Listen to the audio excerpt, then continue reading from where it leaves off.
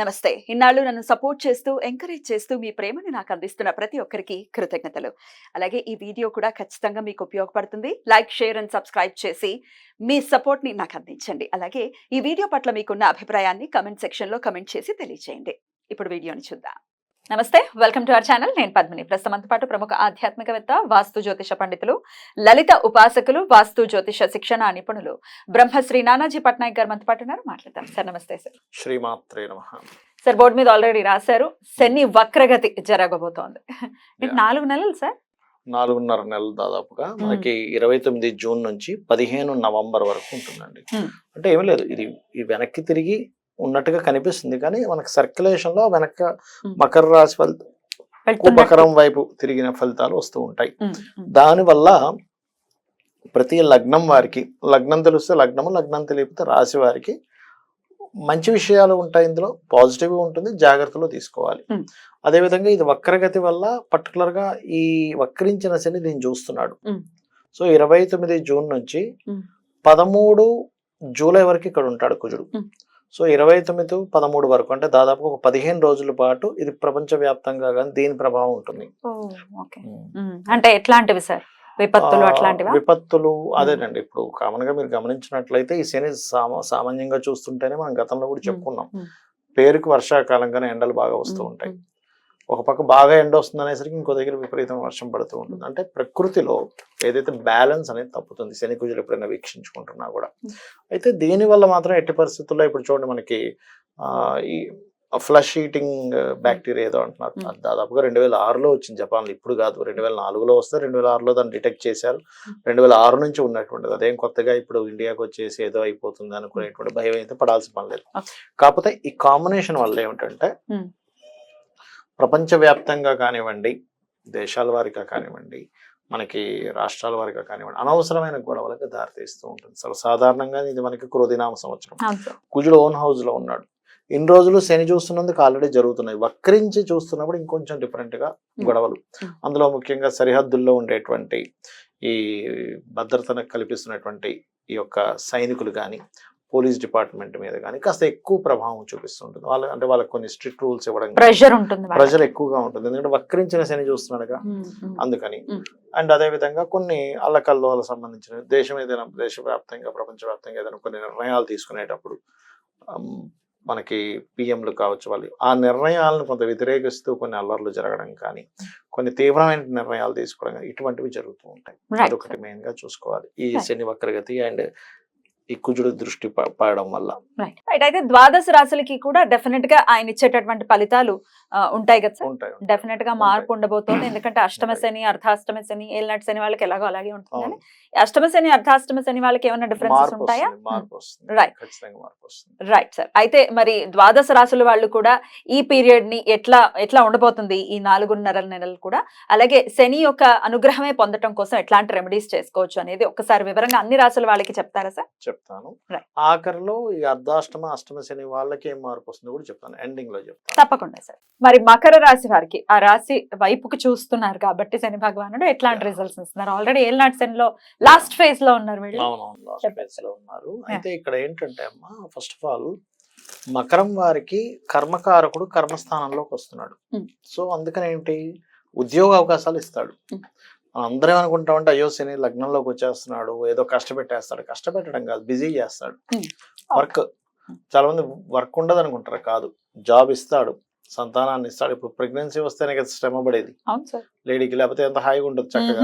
ఎంత శ్రమ పడుతుంది ఆ టైంలో. ఉద్యోగం ఉంటేనే శ్రమ పడేది. కాబట్టి సంతానం లేదనుకునేటువంటి వారికి సంతాన యోగాన్ని ఇస్తాడు ఇక్కడ. ఎందుకు, గురువు కూడా దృష్టి ఉంది ఈ లగ్నానికి. పాప అయినప్పుడు కూడా ఈయన సహజ శుభుడు.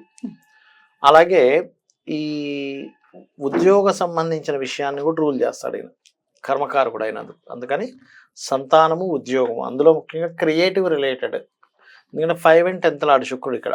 కాబట్టి క్రియేటివ్ రిలేటెడ్ సంబంధించినటువంటి ఉద్యోగ అవకాశాలు రావడం. అండ్ అలాగే తండ్రి నుంచి ఏదైనా సరే కొంతవరకు తండ్రికి సంబంధించిన కొన్ని కార్యక్రమాలు వెళ్ళి, ఎందుకంటే భాగ్యంలో కేతు ఉన్నందుకు చేయడం. అలాగే తండ్రి ద్వారా కొంతవరకు మనీ సోర్సెస్ అవి పొందడం, ఇటువంటివి జరుగుతాయి.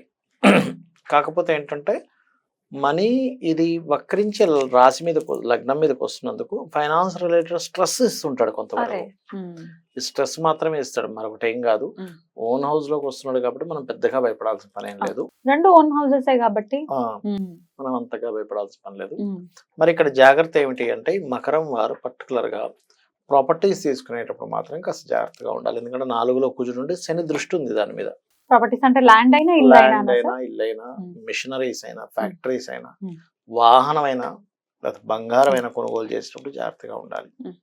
ఎందుకంటే వ్యయాధిపతి అయిన గురువు బంగారానికి కారకుడు దృష్టి పెట్టాడు. ఏదో తెలియక ఏదో గిల్ట్ నగలు కొనేసుకోవడం ఇట్లాంటివి ఇస్తాడు. అందుకని కొంచెం జాగ్రత్తగా ఉండాలి, అదొకటి. అండ్ అదే విధంగా కొంతవరకు అంటే వివాహ సంబంధాలు చూసుకునేటప్పుడు కూడా ఎప్పుడైతే లగ్నంలోకి శని వచ్చి శని దృష్టి చంద్రుడి మీద పడిందో ఒక్కొక్కసారి తెలియని ఈగో వల్ల పార్ట్నర్స్ ఎంచుకునే విషయంలో తప్పిదాలు చేయడం కానీ, జీవిత భాగస్వామితో అనవసరమైనటువంటి చిన్న చిన్న మిస్అండర్స్టాండింగ్స్ రావడం కానీ ఇట్లాంటివి కలిగిస్తాడు. ఎందుకంటే ఏదైనా ప్లానెట్ అది ఏ రాశిలోకి వచ్చింది, ఏ సైన్ లో ఉంది, ఏ నక్షత్రం మీద ఉంది, దేన్ని చూస్తుంది, ఇది మోస్ట్ ఇంపార్టెంట్.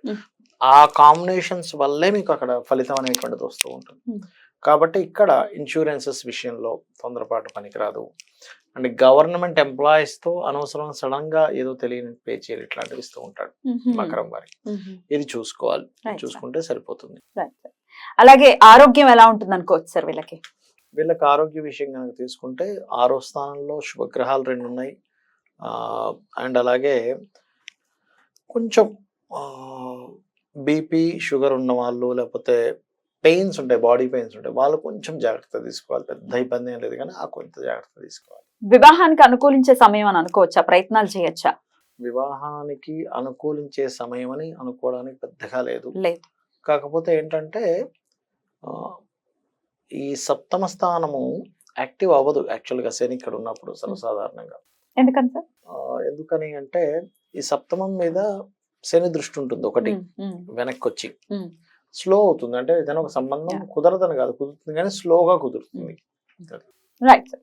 అయితే మరి వీరు ప్రత్యేకించి మకర రాశి వారు ఎట్లాంటి పరిహారాలు చేసుకోవాలి సార్?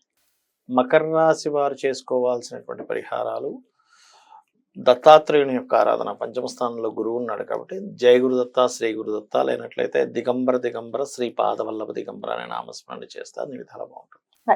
అలాగే నామ నక్షత్రం ప్రకారమే చూసుకుంటున్నామండి, ఏ గ్రహాలు ఎక్కడున్నాయో తెలియదు, మాకు డేట్ ఆఫ్ బర్త్ లేదు అనుకునే వాళ్ళ కోసం మరి రెమెడీస్ చెప్తూ ఉన్నారు కాబట్టి మరి వీరే ఎలాంటి రెమెడీ చేసుకోవాలి సార్? మరి కామన్ గా చేసుకోవాల్సినటువంటి రెమెడీస్ ఏంటి సార్? ఫస్ట్ ఆఫ్ ఆల్ ఏంటంటే మనకి విశ్వంలో ఎప్పుడైతే పలానా ప్లానెట్ ఒక ఎనర్జీ కలిగిన ప్లానెట్ ఇంకో ఎనర్జీ కలిగిన ప్లానెట్తో వీక్షణలు ఉన్నప్పుడు ప్రకృతిలో మార్పులు వస్తాయని చెప్పుకున్నాం మనం. అంటే ఎండ, వర్షం ఇవన్నిట్లో ఎలా ఉంటుందో జీవుల మీద కూడా దాని ప్రభావం ఉంటుంది. సహజంగానే ఇది పూర్వదిన సంవత్సరం కొంచెం గొడవలకు ఎక్కువ దారితీస్తుంది కాబట్టి ఈ 2 గ్రహాలకు పర్టికులర్గా అంటే కుజ శని గ్రహాలకి దీపారాధన చేయాలి. ఇప్పుడు ఎనర్జీ కంట్రోల్ అవుతుంది. అలాగే బెల్లము, క్యారెట్స్ ఈ 2 పదార్థాలని గోవులకు తినిపించడం చేస్తూ ఉండాలి. బెల్లం ఒకటి, క్యారెట్స్ ఒకటి. మంగళవారం, శనివారం తినిపిస్తూ ఉండాలి. వీలైనంత మటుకు ఆంజనేయ స్వామి ఆలయాలకు వెళ్ళడము, ఓం హరిమర్కట మర్కటాయ నమః అందరూ చేసుకోవచ్చు. లేదా ఓం అనాకలిత సాదృశ్య చుబుక శ్రీ విరాజితాయ నమః. ఎందుకంటే శని వక్రించాడు కదా, అంటే ఈ లాభము కర్మ కనెక్ట్ అయ్యాయి. లాభము కర్మ శనికి సంబంధించిన మంత్రాల్లో అంటే శని అనుగ్రహం కలగాలనుకునేటువంటి దాంట్లో అమ్మవారి మంత్రాల్లో ఇది బ్రహ్మాండంగా పనిచేస్తుంది. ఓం అనాకలిత సాదృశ్య చుబుక శ్రీ విరాజితాయ నమః. దీంతో పాటు ఓం శ్రీమాత్రే నమః ప్రతిరోజు చేసుకుంటే అంటే మనకి బయట ఎలాగున్న పరిస్థితులు మనకి ఇబ్బంది కలగకుండా ఉంటుంది. బయట పరిస్థితులు గొడవలు జరగవచ్చు, రకరకాల అవ్వచ్చు, డిఫరెంట్ ఇవి అవ్వచ్చు, కానీ వీళ్ళకి సేఫ్గా ఉంటారు ఇది చేసుకుంటే. అండ్ అలాగే ఇంకోటి ఏంటంటే శని వారము మరియు మంగళవారము గోవులకు క్యారెట్స్, బెల్లం తినిపించడంతో పాటు వీలైతే గనక పెరుగన్నాన్ని పంచడం పేదలకి, లేదా గూడాన్నము అంటారు. అంటే మనకి మన బెల్లంతో తయారు చేసిన పదార్థము కొంచెం నెయ్యి కూడా వేసి దాన్ని అమ్మవారికి నైవేద్యం కాబట్టి ప్రసాదంగా కనుక పంచిన సార్. ఈ 4.5 నెలల తర్వాత ఆయన మీనంలోకి వెళ్తారా సార్? మీనంలోకి ఇంకా ట్రాన్సిట్ కూడా ఉంటుంది కాబట్టి మేషరాశి వారికి ఏలినాటి శని స్టార్ట్ అయ్యే పరిస్థితి ఉంటుంది.